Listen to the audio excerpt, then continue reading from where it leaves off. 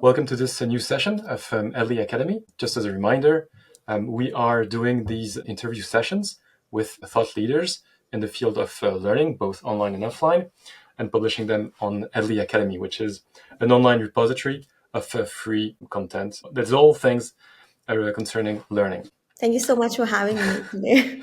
It is our pleasure, really. I'll start by introducing myself. Sorry for being so rude. I'm Régis Bémot. I'm French. I work for Ubisoft and more specifically for the Edly division, which is focused on online learning. Ubisoft is a global provider of services and products in the software engineering field. And I have an engineering background in machine learning and software engineering. I've been very much focused for the past 10 years or so on online learning and open source software. But let's talk about yourself. Prerna, you are an expert in user research and the founder of the Prerna Research Group. You have a very diverse background with experience both in immersive technology, cognitive analysis, and cultural intelligence. We'll see exactly what that means in a minute. Yeah. More recently, you have focused on applications of virtual reality to learning, both online and offline, and collaborated with the leaders in the field. You have authored a Udemy course, Foundations of User Research, and you maintain a blog at Prerna, which is a joy to read. You are quite literally at the end of the world for me, as you're based in rainy Seattle, while I'm based in the sunny French Alps, but it's nighttime here. Thank you for joining us, Prerna. Thank you for having me here. So I'd like to dive right in. I would like you to tell us, to explain what is cultural intelligence and why it is so important in the world today. So, like you already introduced me, my doctoral research focuses on how the immersive technologies impact CQ, which is the cultural intelligence, which we'll be talking about in much more detail throughout this session. And I'm also a user researcher and the founder of Prerna Research Group, where like I conduct user research services for startups and mid-sized companies. And yeah, I come from a very interdisciplinary background, which we'll get to know in this session. So yeah, I'm ready to begin. That's great. So that thing, cultural intelligence, which doesn't even match its acronym, CQ, what is that all about? So, cultural intelligence is not just a theoretical concept, right? For me, if I put it simply, it's something that I have lived and also experienced, especially through my great transition from anthropology, then to history, and then to education, and eventually technology. So, CQ is about being able to understand, relate to, and also learn from people who are very different from us, right? So, it's about the concept of openness, empathy, and also adaptability. So these qualities, I've come to value these qualities both in research and real life. So that's what CQ is, if I'm not going into too much detail. So when we are talking about learning, especially today, CQ has become very essential, I feel. We are not just preparing students to, like memorize facts. We are preparing them to work in a collaborative environment that cuts across borders and also cultures. So that starts with, building awareness of difference. So that's the first intention when we talk about CQ, and then transforming that awareness into like respect and meaningful connection that people eventually grow. So in every project I work, be it like conducting usability tests or user interviews, cultural sensitivity plays a huge role in how I approach both users and outcomes. So I would say CQ has come to also, complement the way I work, and it's been shown to be much more inclusive while making people feel at home wherever they are. So I feel that's one of the most essential goals of education, that is to inculcate CQ. Okay. So if cultural intelligence is the ability to learn when you're surrounded by people with very different backgrounds, would you say that this aspect is emphasized when you're learning in a classroom and less emphasized when you're learning online, because then you are surrounded by your peers who have the same access to technology? Let me try to rephrase that. Would you say that with the tendency to globalization, do we need cultural intelligence more, or do we get to learn more in silos and thus need less of cultural intelligence. Yeah, definitely. Like the more we are evolving as a society, the more the need of CQ is. Like even with the introduction of like these immersive technologies in today's world, CQ is all the more important. We often hear about, say, data bias in AI integrated devices. What is that? Cultural stereotypes. That's just the absence of CQ at the grassroots level, right? So without a doubt, I would say education has that responsibility. We might not realize that even now, it's too soon. Education is not about just training the mind, it's to also broaden perspectives. And one of the ways that it can be done is through inculcating CQ right from the start. To give you an example, I've seen this firsthand. Like when I used to work with tribal communities in India, in the state of Jharkhand, to studying the immersive learning tools in Seattle for learners across different countries, I see that difference very starkly. So, if learners can engage with content that actually reflects different worldviews, that broadens their perspectives, right? Be it languages, social realities, and also helps them identify themselves with, and also make sure that there's a difference. Acceptance of that difference is something that I really think CQ inculcates. So that's cultural intelligence in action for me. That's my perspective on it, and it's something that I intentionally try to cultivate in my research as well. So I guess I read this somewhere and it stuck with me. It's like if education is the mind's exercise, CQ is the soul's, right?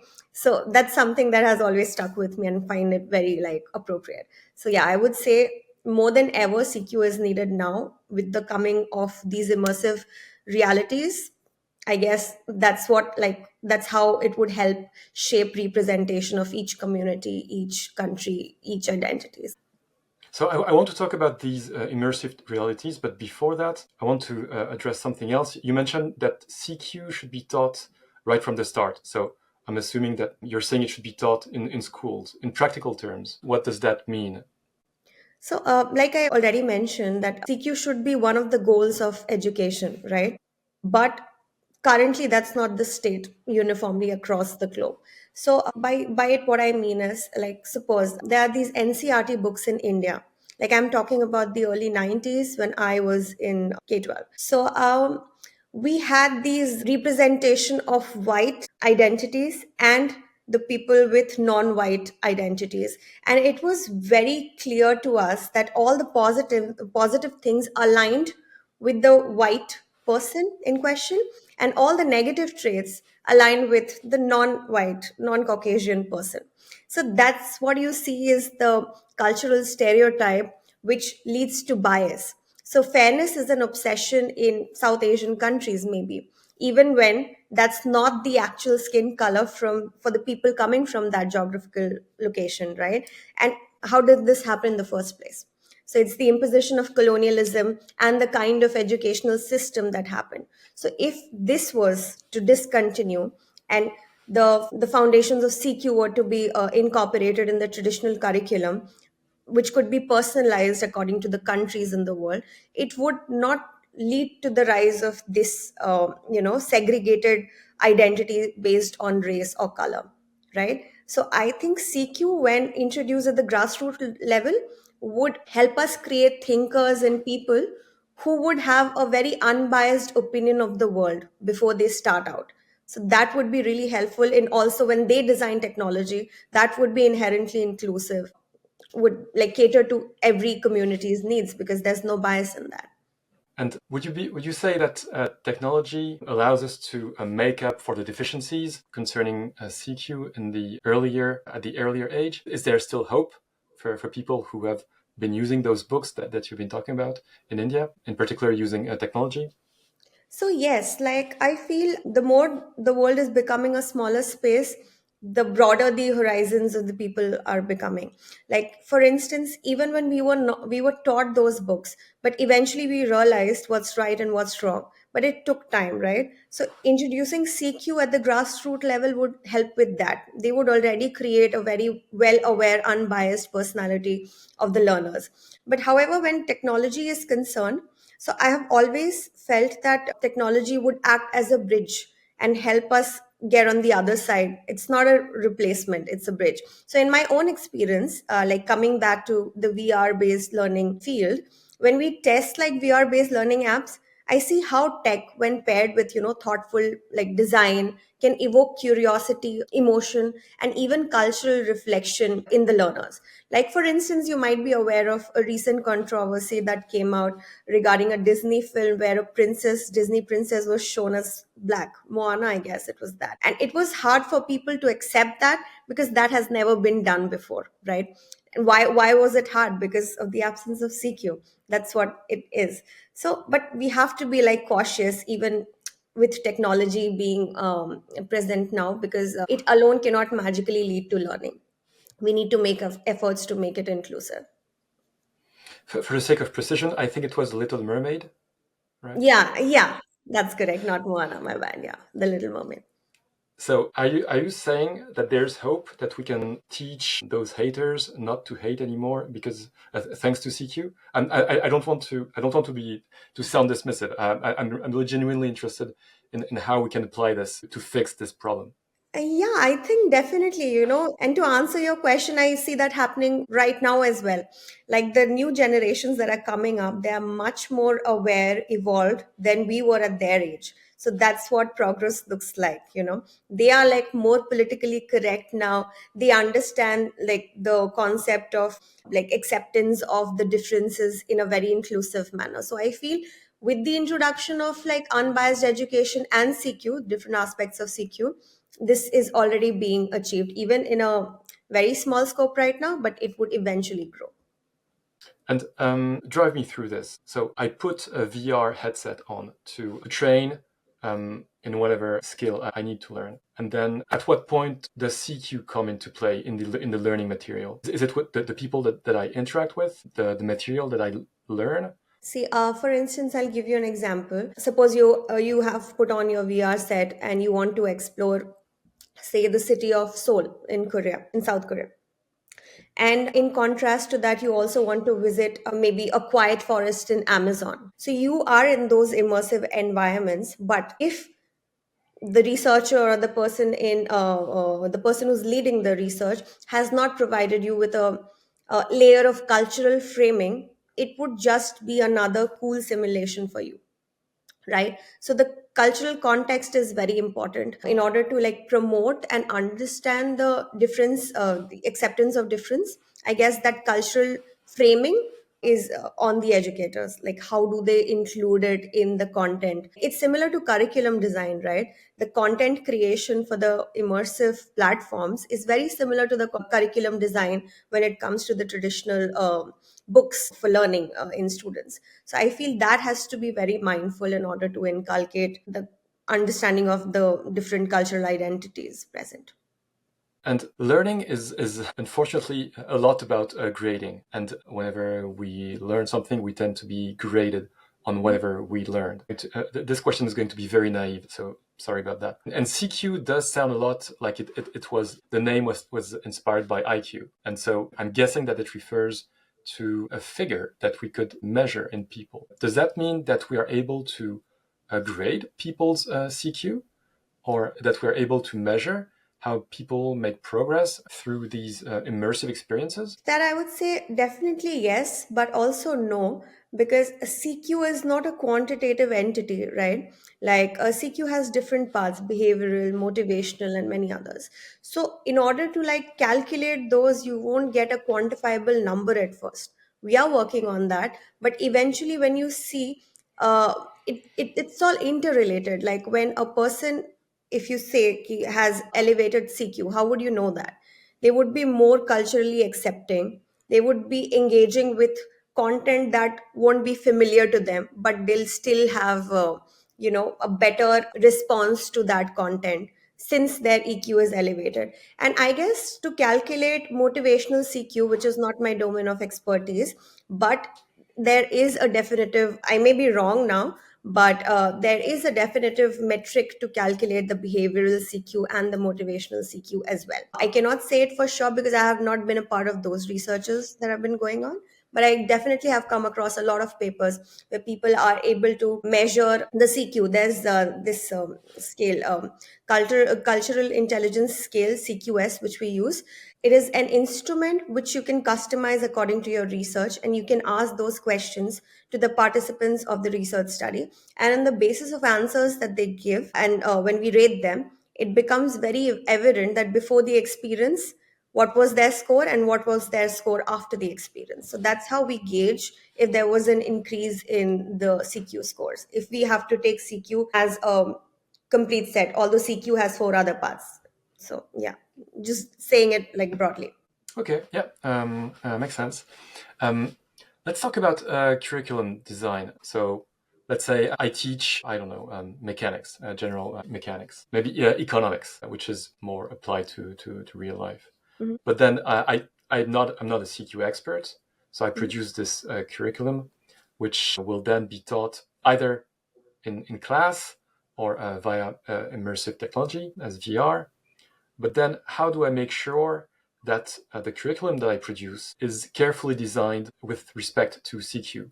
Does it go through the hands of a CQ expert who will review it along different dimensions? How do you adjust content to improve the CQ? Okay, so just to make sure, you were talking about designing content for VR, right? Or Um, for um, traditional? yeah, in particular, but I'm also interested in the general case, and maybe there's a difference. I don't know. Yeah. So, like you mentioned, it could go to a CQ expert as well in order to see if it aligns with the principles of CQ or not. I'll just give you an instance because since you talked about economics specifically, Yeah. each country has different take on how they approach this discipline, right? The educators, the universities and schools, it varies so much. So to answer your question, I think personalized adaptive learning is the answer, which is in the development phase right now. It's designing curriculum, be it on any platform, traditional books or VR content or anything, needs to be personalized according to the needs of the learners. Like you are specifically talking about CQ now. Suppose you designed a general content, and that would be taken up differently by people belonging to different cultural ethnicities or identities, right? So you need to customize that. In order to do that, we will need a completely reformed infrastructure in place so that we could enforce that framework then.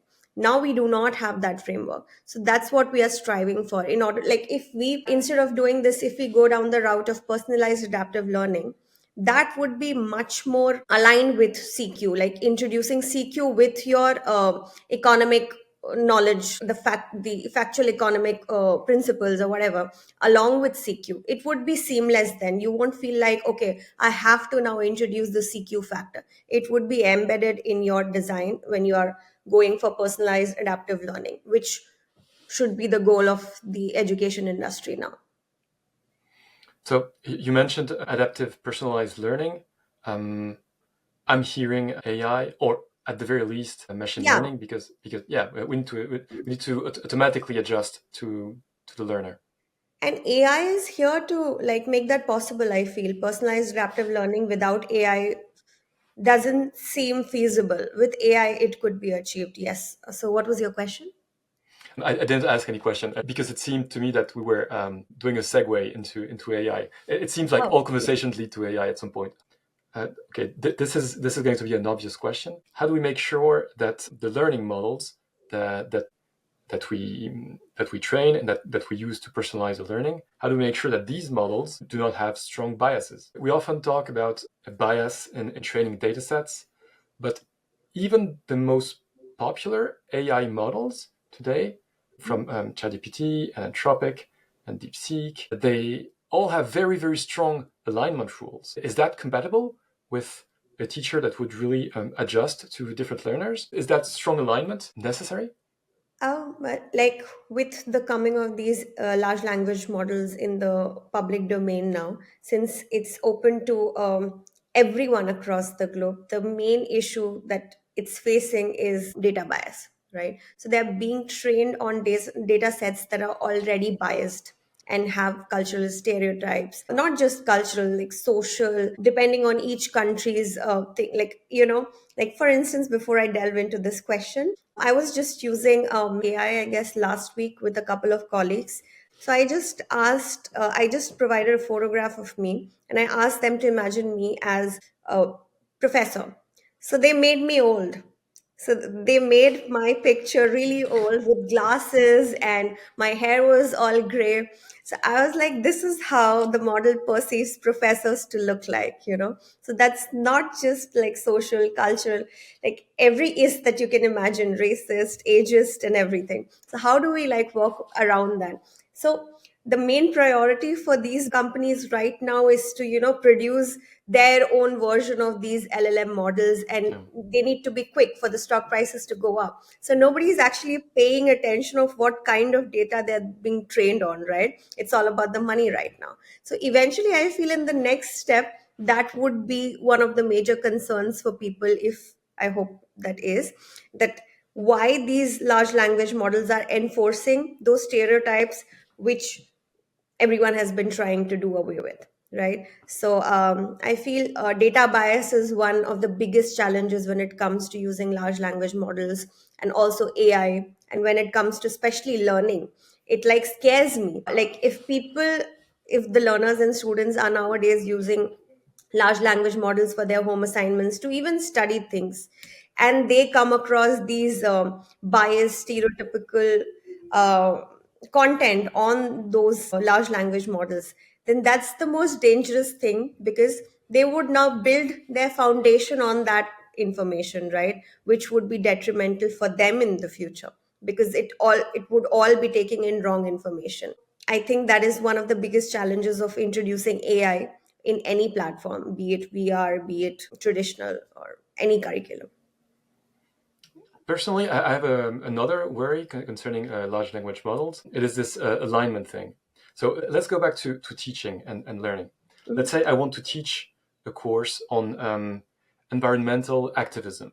mhm. I want to teach people how to protest in front of the World Trade Center, or participate in government protests. And if I use off the shelf LLMs to do that, it's going to be a big no no. No, no, you cannot do that. It's dangerous. So, but because not because of the data that these models were trained on, but because of the final alignment step, which is very strong on those models. I could be using uncensored models, but then that would not be quite adequate either, because then people would be able to learn how to build bombs and Yeah. to destroy buildings, which is not really what I want either, because I'm really focused on inclusivity and equality. So how do we get out of that terrible situation?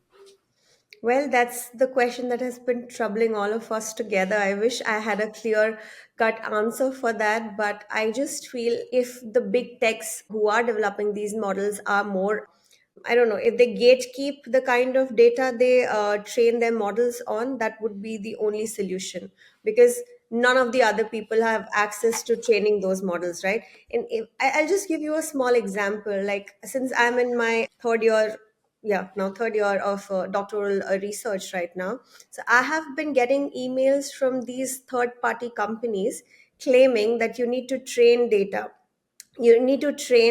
LLM models with the data we are seeking domain experts here. So you know what they do? I just for fun I signed up for one such assignment just to check out what that was. They used to give pictures, and there was like three descriptions for the picture, and you had to like select the one that aligns the most with the given picture, and everybody was using AI to answer that question. It was basically, yeah, it's a complete loop with no human intervention, right? So, how is that data gonna get a human perspective? So, that really worried me. So, and it's been crazy right now. Everyone is doing that. Like, oh, we are being approached by all these third party companies working in some other country that you do this assignment, you'll get $100 an hour, and people are jumping on that opportunity, but at the same time they do not have time for to complete that assignment. And with the easy availability of ChatGPT and all the other large language models, nobody cares to even spend time there. So that loop sometimes scares me because maybe AI is training AI right now, which would be a very, very big challenge later on. So, yeah, I hope there's a way big tech and people like you who work in engineering can, help address that issue. So that learning on testing data, it screams overfitting very very loudly. We are going to overfitting at very high speed then, if we are trusting this data. Yeah. So you mentioned gatekeeping and the issues raised by the cost of training those models. But VR also has similar issues in the sense that it's so expensive to get your hands on a good VR hardware. Mhm. Does it mean that VR technology and the progress that comes with it for learning and teaching is that going to benefit only the richest countries and the people and the most affluent people in those richest countries? Like the trajectory of any new technology that gets implemented, it's first accessed by rich countries because of the infrastructure and better implementation plan. But since we last discussed about one laptop per child thing, how it disastrously failed. But when we especially talk about higher education, we cannot imagine a student, say a graduate, undergrad, completing his degree without a laptop, right? Laptop has become a necessity now. When I talk about VR headsets, they are not there yet. They are just in the development phase right now. Mostly when I talk about VR or anybody like mentions VR, the first thing that comes up in their mind is video game or like games. So they use Yeah. VR for games.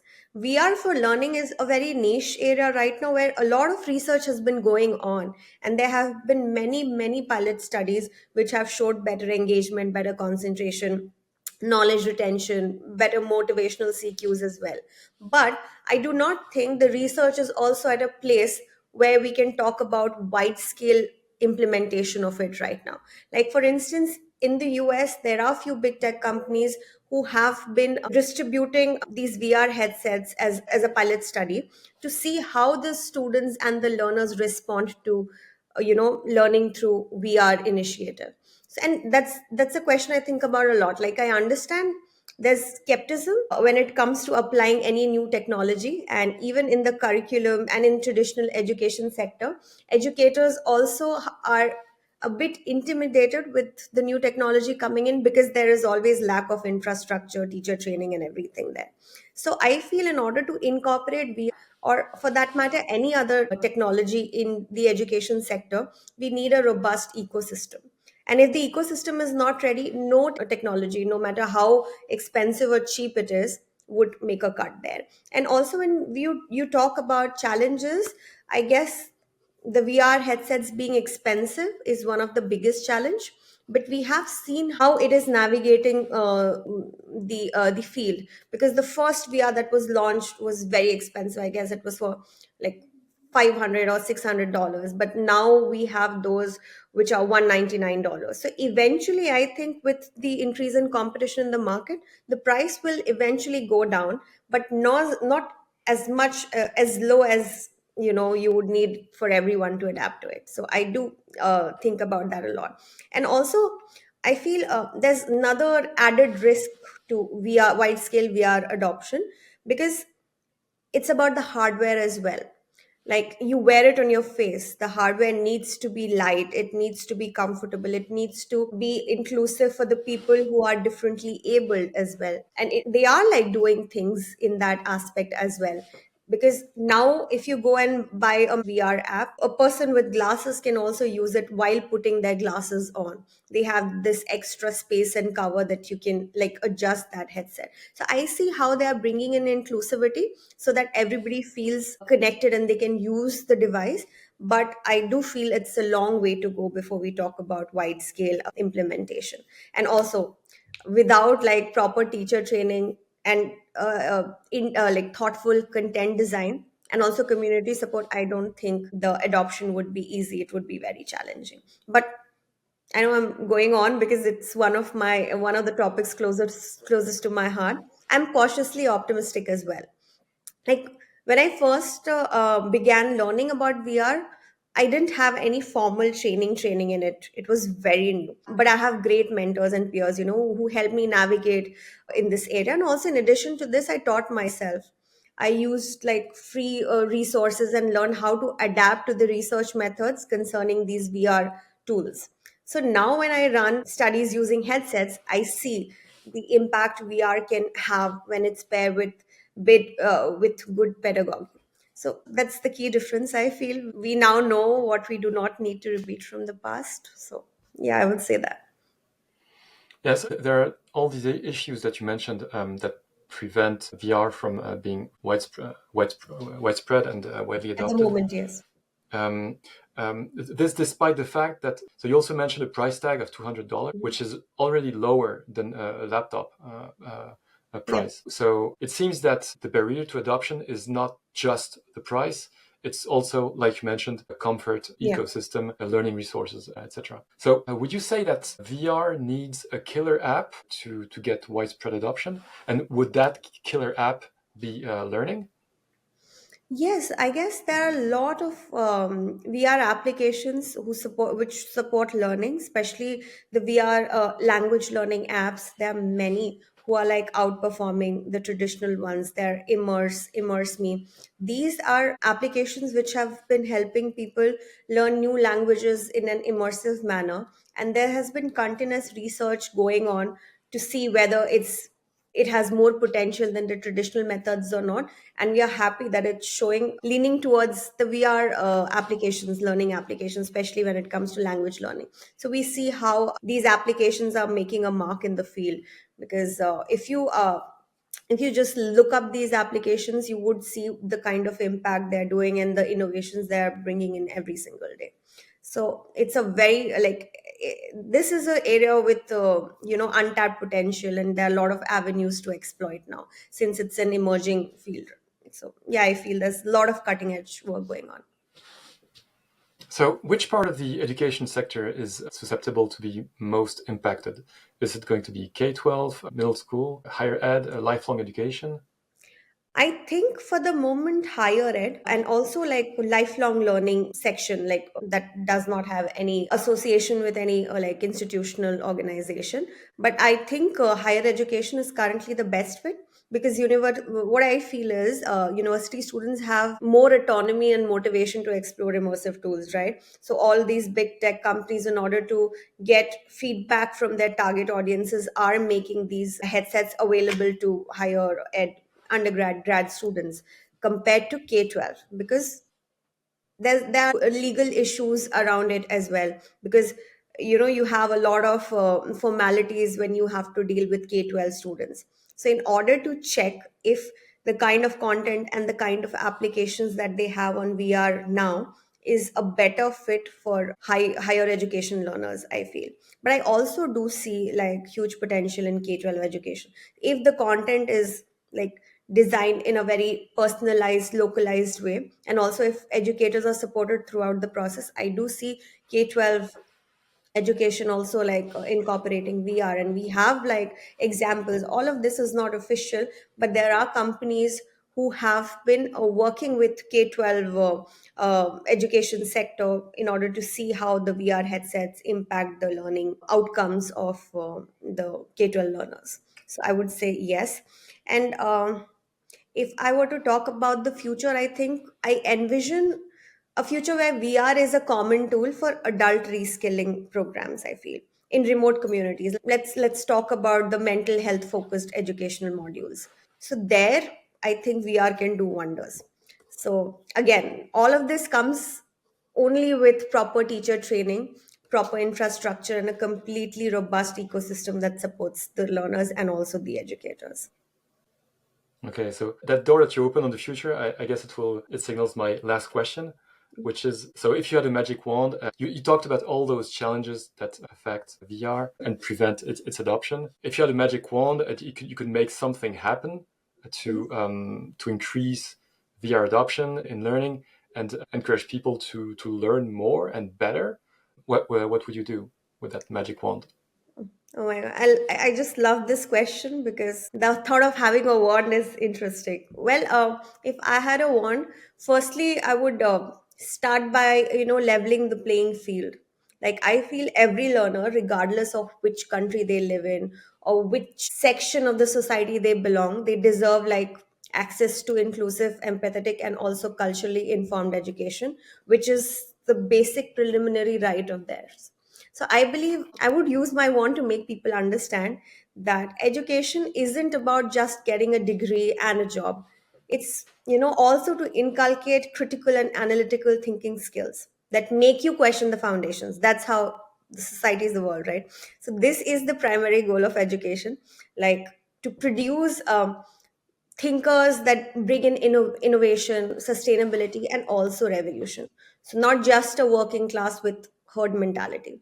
So, I feel immersive learning through VR or any other immersive tool would make this easier for the traditional curriculums to achieve. So I would vouch for personal adaptive learning that we talked a little about in our session, where curriculums would be designed in accordance to the learner's needs. So this would be one of my magic wand like fixes that I would do.